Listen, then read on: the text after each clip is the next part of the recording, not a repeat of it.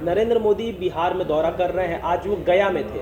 गया में उन्होंने कहा है कि आरजेडी ने ही बिहार को बर्बाद कर दिया, जिस पर तेजस्वी यादव जो राजद के नेता प्रतिपक्ष हैं वो कहते हैं कि हमने रोजगार दिया है तो बिहार बर्बाद कैसे हो। उसके बाद उन्होंने दो चार अपने काम भी जुड़वाए जो कि बिहार को एक उत्तम राज्य बनाने में मदद किया है, ऐसा उन्होंने कहा। दोबारा उन्होंने कहा कि आप मैनिफेस्टो जारी किए, मैनिफेस्टो में बिहार का जिक्र आपने नहीं किया, जबकि आप कहते हैं कि आपको बिहार से प्यार है, तो फिर बिहार का जिक्र क्यों नहीं है मैनिफेस्टो में?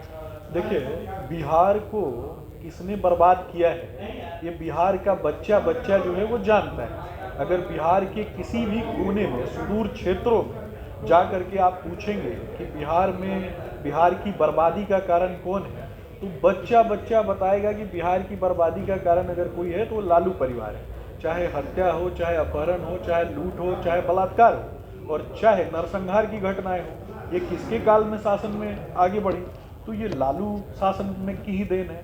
और कहीं ना कहीं बिहार के बच्चों का जो पलायन है वो भी अगर किसके काल में हुआ तो वो लालू राज में हुआ।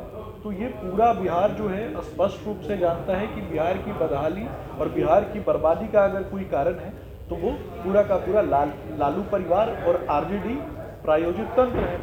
अब रही बात कि विगत कुछ वर्षों में संपूर्ण बिहार जो है इस बात को बहुत अच्छे से देख रहा है कि आदरणीय प्रधानमंत्री नरेंद्र मोदी जी के नेतृत्व में एनडीए की सरकार ने किस तरीके से बिहार को जंगल राज की उन कठिन समय से बाहर निकालने का काम किया। और आज अगर कोई व्यक्ति सवाल पूछने लायक हुआ है तो ये किसकी देन है? ये देन भी एनडीए सरकार की देन है। आज अगर माताएं बहनें जो हैं वो सड़कों पर निकल पा रहे हैं, वो किसकी देन है? वो भी एनडीए की देन है। एक कहावत है ना, अंडा सेवे कोई, बच्चा लेवे कोई।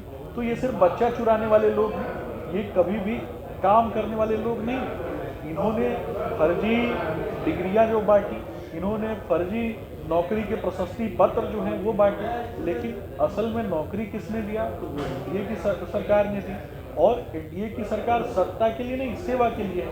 मैं आपके माध्यम से और जो भी लोग देख रहे हैं उन सभी को ये बताना चाहूँगा कि 80 करोड़ परिवारों को प्रधानमंत्री जन कल्याण अन्न योजना के माध्यम से किसने लाभान्वित किया? तो आदरणीय प्रधानमंत्री नरेंद्र मोदी जी ने। 50 करोड़ नागरिकों को प्रधानमंत्री जनधन खातों के माध्यम से डायरेक्ट बेनिफिट किसने पहुंचाया? तो आदरणीय प्रधानमंत्री नरेंद्र मोदी जी ने। 34 लाख करोड़ रुपए डीबीटी के माध्यम से आम जनता तक किसने पहुंचाए? तो आदरणीय प्रधानमंत्री नरेंद्र मोदी जी ने।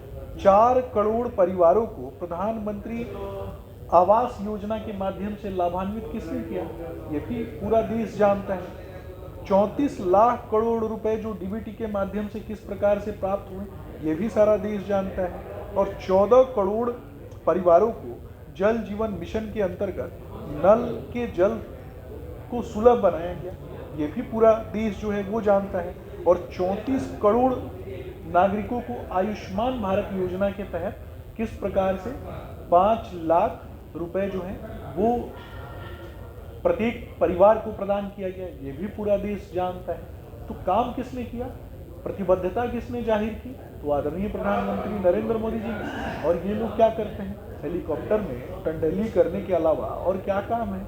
मछली और मीट, इससे बाहर तो इनकी जीवन दिनचर्या है वो निकली नहीं है। आए दिन सनातन को बेइज्जत करने का तरीका है। सुबह उठते हैं, ये 7 बातें जो हैं सुबह उठते उठते ट्वीट कर देते हैं। और इनको समझना है सुबह उठते उठते सबसे पहले इनका भोजन जो है वो नहीं पचता है, क्योंकि वो जब तक ये सनातन को गाली ना दे दे, जब तक राम मंदिर तोड़ने की बात न कर ले, जब तक मर्यादा पुरुषोत्तम श्री रामचंद्र जी के संस्कारों को अपमानित न कर ले, और जब तक ये अपने छुट भैया जो मदरसा छाप गुंडा तंत्र है उसको खुश करने की बातें न कर ले, इसके बाहर निकल करके तो इन्हें बातें करना आता नहीं है।